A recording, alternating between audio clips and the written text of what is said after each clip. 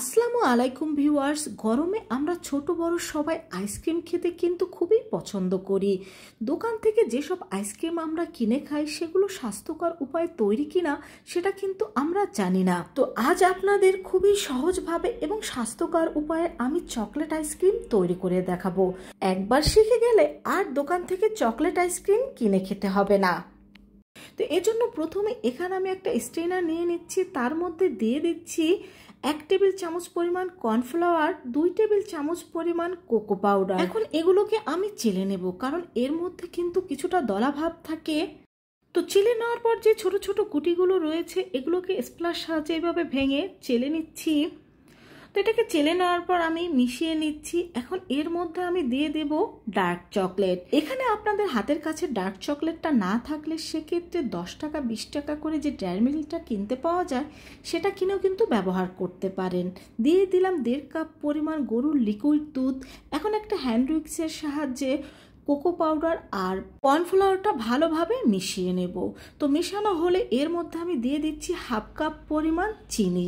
এখন এগুলোকে আমি চুলায় জাল করে নেব। ঘরে তৈরি করার যে কোনো কিছুর একটা সুবিধা হচ্ছে স্বাস্থ্যকর উপায়ে তৈরি করা যায় আর ইচ্ছে মতো যে কোনো কিছু ব্যবহার করা যায়। অর্থাৎ এখানে যদি চিনিটা আপনারা বেশিও খেতে চান সেটাও কিন্তু ব্যবহার করতে পারেন। তো আমাদের এখানে এটা চকলেটটা কিন্তু তৈরি হয়ে গিয়েছে, দেখতেই পাচ্ছেন। এখন এটাকে আমি চুলা থেকে নামিয়ে নেব, আর চুলা থেকে নামিয়ে এটাকে আমি ঠান্ডা করে নেব। এখানে আমার 1/2 কাপ 2 টেবিল চামচ পরিমাণ চকলেট তৈরি হয়েছিল। এখানে আমি বরফ ঠান্ডা 1 কাপ পরিমাণ ট্রপিক্যাল হুইপ ক্রিম নিয়ে নিয়েছি। এখন এটাকে আমি ভালোভাবে বিট করে নেব। আর এই 1 কাপ ট্রপিক্যাল ক্রিম দিয়ে কিন্তু আমাদের 1 লিটার আইসক্রিম তৈরি হয়ে যাবে। আর এই ক্রিমটাকে এমনভাবে বিট করতে হবে যেন এটা শক্ত না হয়ে যায়। কেকের জন্য আমরা যেরকম শক্ত ক্রিমটা তৈরি করে নিই এটা কিন্তু সেরকম একদমই শক্ত হবে না। তোমরা যারা ঘরে বসে বিজনেসের কথা চিন্তা করছো তারা কিন্তু এইভাবে আইসক্রিম তৈরি করেও বিজনেস শুরু করতে পারো। এটাকে আমি মিডিয়াম হিটে বিট করে নিয়েছি। এটা কিন্তু আমার বিট করা হয়ে গিয়েছে আর আপনাদের দেখিয়ে দিচ্ছি, দেখুন এটা ঠিক এরকমভাবে বিট করে নিতে হবে। তো তারপর এর মধ্যে আমরা দিয়ে দেব যে চকলেট আর দুধটা আমরা জাল করে রেখেছিলাম সেটা। এখানে কিন্তু 1/2 কাপ 2 টেবিল চামচ পরিমাণ চকলেট আর দুধ জাল করা রয়েছে। এটা কিন্তু ভালোভাবে ঠান্ডা করতে হবে। এখন এটাকে আমরা 1 মিনিটের মতো এই ক্রিমের সাথে মিশিয়ে নেব।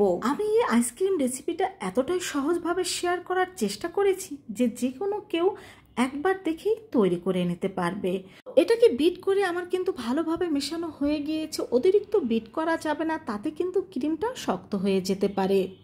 তো দেখুন এখন ক্রিমটা কিন্তু এরকম নরম রয়েছে। এখন আমি দিয়ে দেব 1/2 চা চামচ পরিমাণ চকলেট ইমালশন। এই চকলেট ইমালশনটা দেওয়ার কারণে এর টেস্টও অনেক ভালো হবে আর এটা দেখতেও অনেক পারফেক্ট হবে। তবে আপনাদের হাতের কাছে না থাকলে দুধটা জাল করার সময় আমি যেই চকলেট আর কোকো পাউডার ব্যবহার করেছি তার চাইতে একটু বেশি কোকো পাউডার আর চকলেট ব্যবহার করবেন।